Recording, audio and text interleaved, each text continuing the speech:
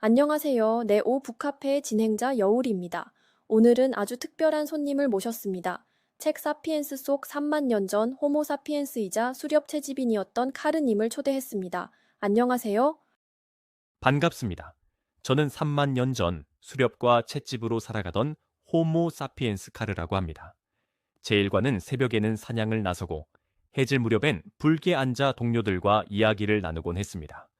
저에게 가장 큰 기쁨은 아이들의 웃음소리를 듣고 제가 잡아온 고기를 가족과 나누며 부족이 함께 배부르게 먹는 순간이었습니다. 네, 환영합니다. 먼저 카르님이 현대에 와서 서울 같은 큰 도시를 보셨을 때 어떤 생각이 드셨는지 궁금하네요. 사람들이 사냥감처럼 몰려다니는데 누구도 서로 눈을 마주치지 않습니다.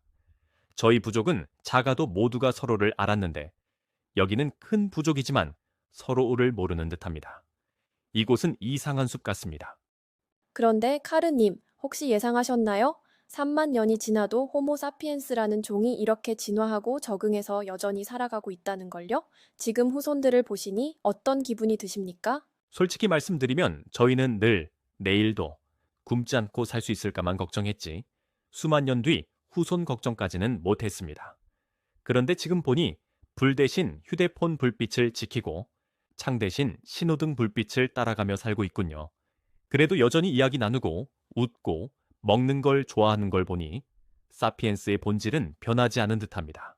다만 옛날에는 호랑이를 피해 달렸는데 지금은 지하철을 놓치지 않으려고 달린다는 게 조금 다르군요. 첫 번째 질문을 시작할게요. 이곳에서 우리는 신, 법, 돈 같은 제도를 믿고 삽니다. 하지만 카르님의 시대에는 그런 게 없었잖아요. 어떻게 다른 사람들과 협력하며 사셨나요? 저희도 믿음을 가지고 있었습니다. 하늘의 별에는 조상님들의 영혼이 머문다고 믿었고 부족의 전설은 우리를 하나로 묶어주었습니다. 그런 믿음이 있었기 때문에 서로 잘 알지 못하는 부족끼리도 교류할 수 있었지요. 여러분이 지금 사용하는 돈이나 국가 혹은 인권이라는 개념도 마찬가지 아닐까요? 눈으로 만질 수는 없지만 모두가 믿기 때문에 실제처럼 작동하는 이야기인 겁니다. 결국 인류는 늘 상상의 질서를 공유하며 협력해 온 것이죠. 말씀을 듣고 보니 우리가 당연히 존재한다고 여기는 국가나 법, 돈도 결국은 사람들이 정해놓은 약속일 뿐이군요. 그런데 개인이라는 존재가 이런 보이지 않는 제도와 규칙에 매여 때로는 힘들어한다는 게 아이러니하게 느껴집니다. 자유를 위해 만든 것들이 오히려 개인을 얽어매기도 하니까요. 네, 사피엔스에서는 카르님이 살던 시대에서 약 10,000년쯤 지난 뒤 농업혁명이 일어나 인류가 큰 번영을 이루었다고 말합니다. 하지만 그와 동시에 개인은 오히려 더 불행해졌다고도 하는데요. 카르님께서는 어떻게 보시나요? 저희 삶도 위험이 있었지만 하루 몇 시간만 먹을 것을 구하면 나머지는 불 옆에서 이야기하고 춤추며 보냈습니다. 아이들과 함께 웃고 노래하며 하루를 마무리하는 게 가장 큰 즐거움이었죠. 그런데 농사를 짓는 사람들은 하루 종일 땅을 파며 곡식에 매여 살았다고 들었습니다. 빵은 많아졌겠지만 자유와 여유는 잃은 것이죠. 저는 우리 부족의 작은 배부름이 제국의 창고에 쌓인 곡식보다 더 값지다고 생각합니다.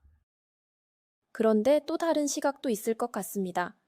농업혁명 덕분에 인류가 더 많은 사람을 먹여 살릴 수 있었고 안정된 공동체를 유지할 수 있었던 것도 사실이니까요.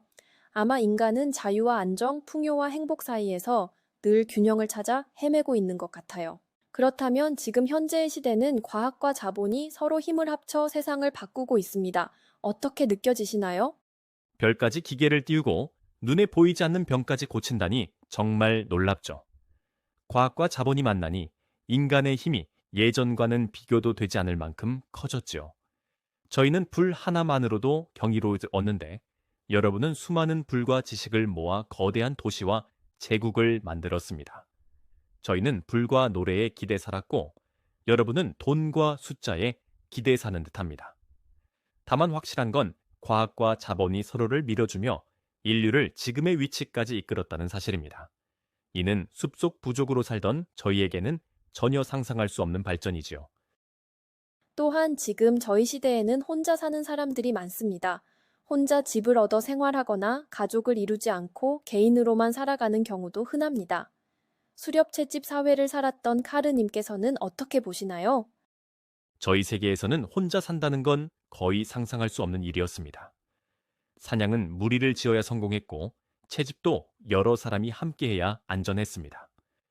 불은 밤새 누군가가 지켜야 했고 아이는 온 부족이 품어야만 자랄 수 있었죠. 그런데 지금 이곳 사람들은 스스로를 고립시키는 걸 자유라 부르더군요. 저희 눈에는 오히려 위험한 선택처럼 보입니다. 부족이 함께 있기에 배고픔도 덜했고 두려움도 줄었으며 삶은 노래와 이야기로 풍성해졌습니다. 여러분은 왜 스스로를 그 울타리에서 떼어내려 하는 겁니까? 카르님 말씀처럼 부족의 삶은 따뜻했을 겁니다. 하지만 지금은 각자 원하는 길을 스스로 선택하는 자유를 중요하게 여기지요. 제 생각에는 혼자 사는 건 고립이 아니라 자기 삶을 꾸려보려는 개인의 선택일 수도 있습니다. 또, 현대의 사람들은 가족이 아니어도 친구, 이웃, 온라인 공동체 같은 다른 방식으로 여전히 서로 연결되려 하고 있어요. 마지막 질문 드릴게요. 앞으로는 인간이 아니라 알고리즘과 데이터가 우리 인간의 삶의 결정을 내릴 거라는 전망도 있습니다. 카르님은 어떻게 생각하시나요? 저희는 사냥할 때 감각과 경험을 믿습니다. 바람의 방향이나 동물의 발자국 같은 작은 신호들이 저희에게 길을 알려주었지요. 그런데 만약 인간이 자기 감각 대신 숫자와 기계에게 삶을 맡긴다면 결국 자신의 이야기를 잃어버릴지도 모릅니다. 저는 인간이 끝까지 자기 이야기를 지켜야 한다고 생각합니다. 데이터가 길을 가르쳐 줄 수는 있어도 왜 그 길을 가야 하는지는 오직 사람들이 스스로 답해야 하니까요. 네, 카르님, 인터뷰를 마무리하면서 마지막으로 시청자분들께 전하고 싶은 말씀 있으신가요? 저희는 불 옆에서 늘 이야기를 나누며 살았습니다. 지금 여러분이 빛나는 도시 속에 살더라도 결국 필요한 것은 이야기일 겁니다.